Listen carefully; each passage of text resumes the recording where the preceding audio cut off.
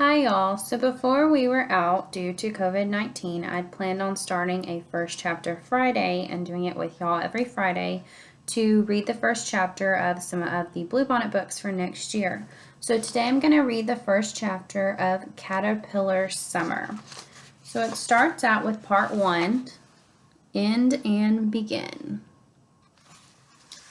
You and me and you will always be together.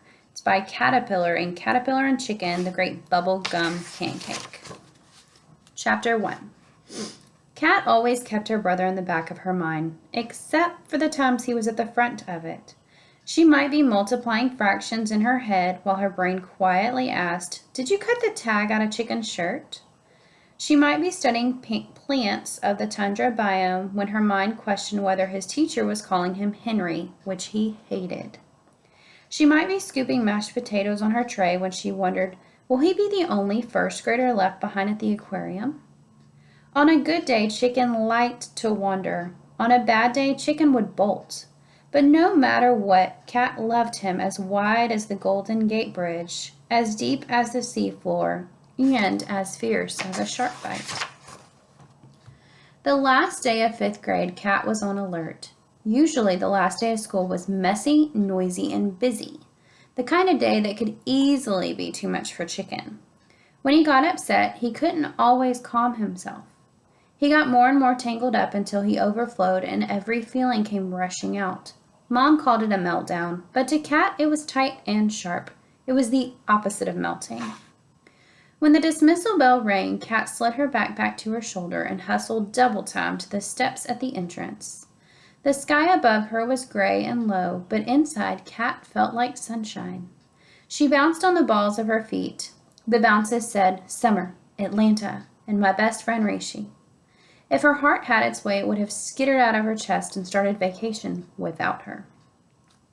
The next day, they'd fly east until they reached Atlanta. Mom would teach a 3-week college class, and Cat and Chicken would tag along to see the Krishnamurthis, who moved to Georgia last summer. That was an interesting last name.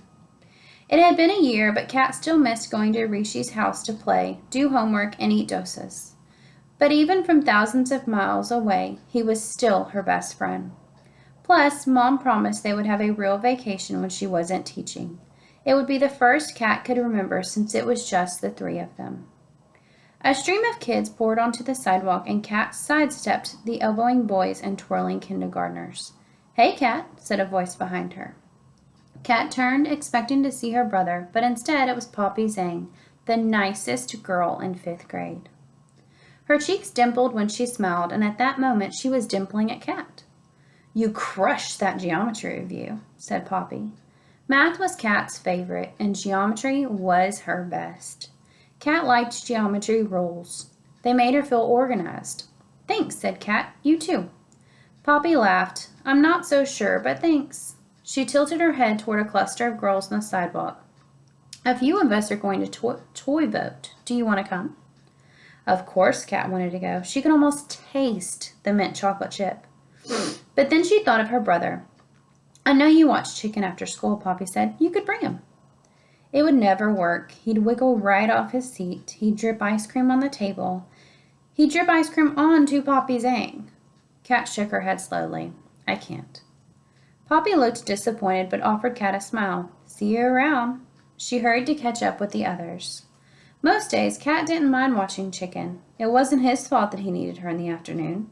It wasn't Mom's fault she worked all the time. It wasn't the Krishnamurthy's fault they moved to Georgia for a new job for Rishi's mom. It wasn't anyone's fault, but Cat's insides didn't feel like sunshine anymore. "Caterpillar!" She turned halfway before getting caught between a squeeze and a crash. "Hey, Chicken." She patted his back until he let go. She leaned back to see him. He was the kind of kid who wore his day on his face. When his brown eyes crinkled in a good day grin, she couldn't help but grin back. Silently, he held out a clenched fist. "For you, Caterpillar." Cat stretched out her hand to receive the daily treasure. The dandelion was wilted, but she turned it gently like it was made of gold. "It's beautiful." She tucked the flower in her pocket and studied his face. "Good day?" Chicken shrugged. Kat raised her eyebrows. The last day of school was chaotic, and Chicken didn't like being off schedule. Are you sure? No hard times? He frowned slightly, looking back at her. It was loud when we cleaned our desks, but I did belly breaths until I felt calm. He inhaled deeply, rounding his stomach, then pushed the air out in a burst. Good job using strategies. She looked him over. Traces of frosting crusted his chin, and gray paint streaked his sweatshirt, but overall he looked good. Cleaning a mess was easier than fixing a bad mood. Down the steps he galloped, art projects and worksheets flying from his backpack like a paper tornado. Kat sighed. Stormy wants to come and see. Even if he'd managed the school day, he still needed her for some things. Hold on, she called after him, gathering his papers. You didn't zip up. Chicken spun, whirling more papers across the steps. All my work from the year, he announced. This is schoolwork? Kat asked. More like an explosion in a paper factory. She returned the pages to his backpack. And sharks? Don't have swim bladders? Chicken's voice squeaked with excitement, adding question marks that shouldn't be there. Sharks were Chicken's favorite, a surprising choice for a boy who was sweet as marshmallows. Chicken was still talking, but sharks have oil in their liver, which makes them float. Listening to Chicken talk about sharks made Kat think about a specific shark. A shark they needed every night at bedtime. She rummaged in his backpack, reaching past crumpled papers, until her fingers found the edges of a plastic fin. Whew! She zipped the backpack. All set. Chicken stopped his shark chatter and turned to her. Since I had a good day and used my strategies, can we celebrate? What kind of celebration? She thought of Poppy Zane. Ice cream at Toy Boat? Before she could finish, Chicken was already shaking his head. I hate that place. Too many eyes watching me. Toy Boat shelves were crowded with vintage action figures and other old toys. Chicken didn't like all the faces. They're just toys, Chicken. Chicken stuck out his chin. I want Chinese buns. He loved the sesame-crusted buns with sweet bean paste nestled inside. Where is Mama working today? Chicken asked. Mom wrote books, taught illustration to college students, and picked up shifts at the Russian bakery. She always said 3 jobs plus 2 kids equaled 1 busy life. Even though she never mentioned Daddy's medical bills, Kat knew they were part of the equation too. She's at home working on her book, said Kat. Please, can we go? Chicken's eyes were open so wide his lashes curled to his brows. I promise to stay out of the way when you pack. Deal, said Kat. Downhill toward Clement Street. Kat gripped Chicken's hand when they crossed streets. Always in the back of her mind, she was afraid of losing him. It had happened a few times this year, more than Kat wanted to admit. Once he left the playground swings for the turtle pond. At the aquarium, he ditched the tide pools for the brown-banded bamboo shark. At the grocery store, he fled the spaghetti aisle for the popsicle freezer. He was impulsive enough to be dangerous and fast enough to travel far before anyone noticed he was gone. Chicken tightrope walked the curb alongside parked cars. Guess what I did at school today? This was the game they played every day. It was what she used to play with Daddy. Kat said, pulling her jacket around her. Did your class have a snowball fight? No, Chicken exclaimed, giggling. San Francisco has fog, not snow. Kat wanted to think of something even more ridiculous, so she could hear that laugh again. Did you go skydiving? Chicken chuckled. No way. Guess again. They reached Geary, and Chicken jabbed the crosswalk button. Hold my hand, Kat said. Chicken punched the button again. We're not crossing yet. Kat narrowed her eyes. This is a big street and super busy, so hold it, okay? It was a warning, not a question. Chicken frowned but held out his hand. Kat squeezed. The light turned and they hustled across. You have one more try, Kat reminded her. They were back on the sidewalk, but he hadn't let go. She looked at their clasped hands. Kat's skin was in between Daddy's dark skin and Mom's pale skin. Chicken's skin was a little darker, more like Daddy's. One more try. I better make it a good one. Kat scrunched her face. The gray paint on his sweatshirt and pages of artwork floated into her head. She opened her eyes. I think you painted some sharks. Chicken's eyes and mouth formed perfect O's. How did you know? Lucky guess. He looked at her like she was a genius. She bumped him lightly with her hip. Clement Street was known as San Francisco's other Chinatown. It wasn't much of a tourist destination, but it still bustled with shoppers and traffic. Chicken pushed open the bakery door, releasing a blast of warm, sweet air. Chicken jumped from square to square across the checkered linoleum floor. Cat knew he was playing the hot lava game. Cat ordered and paid, then handed Chicken the crinkly bakery bag with 3 sesame buns inside. Her pineapple bun was in its own bag, which she held carefully as they walked back outside to the cool afternoon. Together they stood on the sidewalk and gazed at the wedding cake in the window. Clement Street was familiar to them, but there were always new things to see. They wandered past the Burmese restaurant, the furniture store, and the bar where Irish music played at night. Chicken's favorite place on Clement was the fish market. He didn't like the smell, so he pinched his nose shut as they stood on the sidewalk and viewed the murky tanks. Cat was thinking about the last day of 5th grade, which means the first day of 6th grade was less than 3 months away. Chicken would be in 2nd grade, but for the first time, they'd be in different schools. This worried Cat. Her brother struggled more than most kids. Sometimes he needed the music turned down. Another time he might need a sock seam straightened. Cat was the best at helping him, but how could she be there for him when her middle school was 6 blocks away? A single lobster scrabbled in its tank, its claws banded in blue. Below, a tank of crabs brawled. A fat crab climbed across the others like it was their king.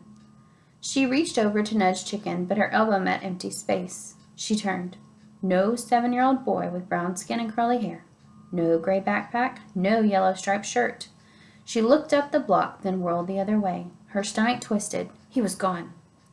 "Chicken?" she called. A guy with rings in his ear strolled by, carrying a paper cup of coffee. He looked up from his phone to nod at the market window. "No chicken. Plenty of fish." He laughed to himself and kept walking. "Not helpful," she scowled as he passed. In the produce market, short bananas dangled above glossy eggplant and bumpy avocados. Pale cabbages were stacked in mountains. Dried roots looked like interplanetary visitors. But there was no chicken. To find her brother, she had to think like him. She headed down the street. Chicken loved the pizzeria. They gave them balls of fresh dough to play with, but their doors were locked until dinner time. The pharmacy was small, and it took one peek to see he wasn't there. Back toward the fish market, she dodged shoppers and weaved through a group of people with piercings. A woman pulling a metal shopping cart talked loudly in Mandarin. A bus stopped and a wave of people crashed onto the sidewalk. Cat circled back to the fish market, glancing at the shimmering fish. She felt underwater too. She couldn't breathe the air. A delivery truck roared by, rumbling her insides. "Chicken!" she yelled. There was no answer. When the bus pulled away from the curb, something across the street caught her eye. Outside the bookstore, a statue of a gnome-like clown guarded the bargain books with a wide smirk. Chicken had loved it since he was a baby. He called it the book elf. She looked both ways, then ran across. There was no sign of him. She burst into the bookstore. A pink-haired woman was behind the counter. "Have you seen my brother?" Cat asked. The woman looked up. "Who's your brother?" "He looks like me, but this high." Cat held up her hand to a spot on her ribs. "Short hair, gray backpack." The woman shrugged. "I haven't seen any kids." Cat was back outside in a flash. The woman called to her, but Cat kept going. No one could help her now. Her heart raced. The world swirled green and gray as tears popped in her eyes. She wiped them away. Crying wouldn't help Chicken. And then she saw them. On the other side of the statue, from under one of the bargain tables, there were 2 blue sneakers. Small ones attached to skinny legs. She walked over and squatted down. "Chicken." When he looked at her, his face broke open in a smile. In one hand was a sesame bun with some bites chomped out of it. In the other was a book. "I found one of Mama's." He held it up, the familiar Caterpillar and Chicken on the cover, by Amanda Gladwell. Cat leaned her forehead against the table. Her heart hadn't lowered itself from where it sat sideways in her throat. "Chicken, why are you under here?" "I was done with the fish," he explained patiently. "I went to see the book elf."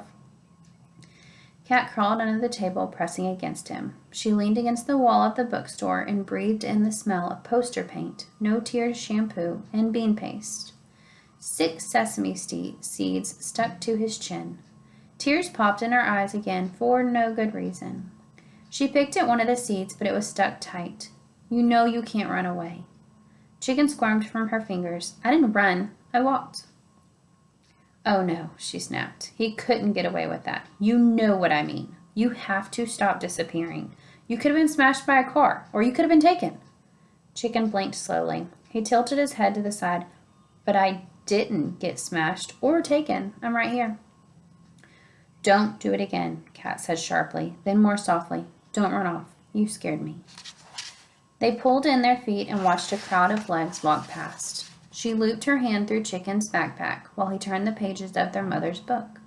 The wall was cool on her back. The book made her brother giggle. As he read, he pointed at Chicken's antics and Caterpillar's expressions.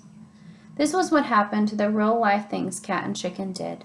Mom turned them into a story, a Caterpillar and Chicken book that kids couldn't get enough of.